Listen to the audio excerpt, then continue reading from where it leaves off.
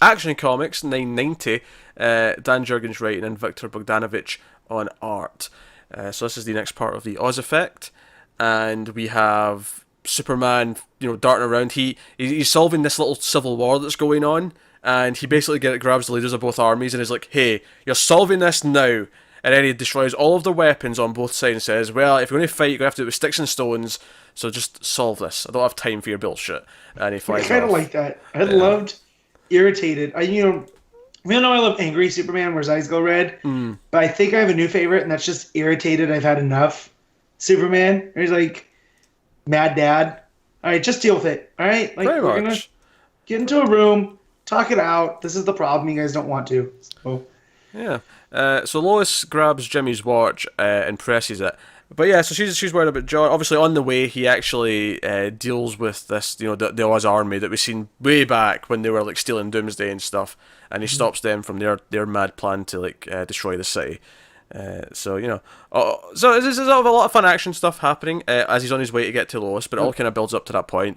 She's like, John's not here, but Jor-El, or aka Mr. Oz, shows up at that point and is like, "Hey, there's a great threat coming to this world." So we're like, okay, he's talking about Manhattan or whatever Doomsday Clock is, and he's like, okay, we need to get you off this planet. And John's kind of like sticking up for him, and he's like, "Hey, no, Dad, you have to listen to Grandpa," and that's kind of the end of the issue. Yeah. It is worth mentioning as well that Superman, whilst he was beating up the Mr. Oz army, he did find out that he is behind those people. He knows that whether it's really his father or not, he is behind trying to like cause chaos in the world. So so this is what's making me start to think that this isn't proper Jor-El. This isn't Earth Zero.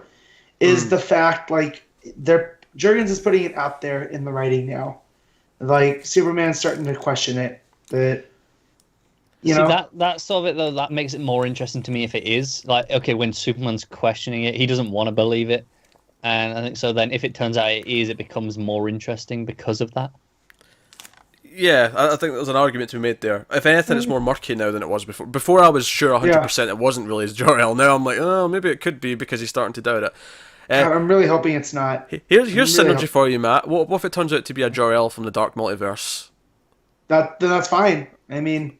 That'd be crazy, right? If it turned out kind of cool. Yeah. that this whole time is a Dark Multiverse. This completely blows up my theory that he was like a Monitor-esque that introduced as a villain, but he's there to prep them for whatever's coming. And now it just seems like he's a pawn in Manhattan's game. Yeah, he knows about it. He knows the threat's coming. What I do like he's not there to fight it. Yeah. No. What I do like about it though is I do like the odd kind of symbolism or symmetry of him once again trying to get Clark and Co. out of the planet in time before it all goes down, because it's kind of like what he did in the first place with Krypton. Yeah, but I like also that. feel like he was sabotaging it on the way out for whatever reason. Well, I think the sabotaging is just purely to convince Superman that there's no point in staying. Like he's trying to convince him that he should just leave. That there's nothing to stay for. They're doomed.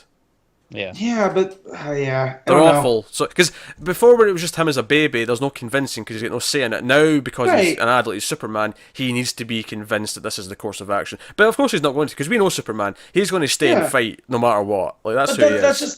That's my point. Is if this is all Manhattan's ploy to remove Superman from everything, because we still don't know what his grand plan is. But we don't think it is his play anymore, though, I don't think, right? We think it's just Oz working on his own. It is. I think this is why I think it is the real Jor-El. I think he's like, no, that's my son. And, like you say, the whole point of sending him away as a baby was to save him. And he wants to do that again. He's like, no, I want to save him. He's jaded. He doesn't care. I mean, that was the whole thing. Originally, he tried to save all of Krypton. He couldn't, so he just settled for his son. And now he's jaded. He's like, I'm just saving my family. And it's like, I'm getting them out of here. Manhattan can take the Earth. I don't care. Another small tidbit that might link to being the real Jor-El for me was the idea that when John's like, oh, but will Lois be fine in this new planet because she's not? And he's like, yeah, she'll be fine. She's smart. She has her own powers in her head. Like the fact that he's also wanting to save Lois and like save the whole family as a unit, and he's not just being like, oh, just the Kryptonians, not her. That undermines his point, though, that mankind's not worth saving, because you're looking at Lois there. Oh sure, but I think he's saying that because he doesn't want, because he knows that if he says Lois can't come, both John and Clark are going to never say yes. They're never going to be okay with that. Yeah, it's more of a strategic. It's a compromise on his part. It's like, fine, have Lois, you can save her, but that'll get you safe.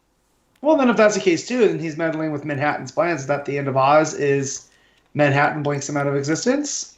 Like, is that how this ends? Maybe. Or, you know? Okay.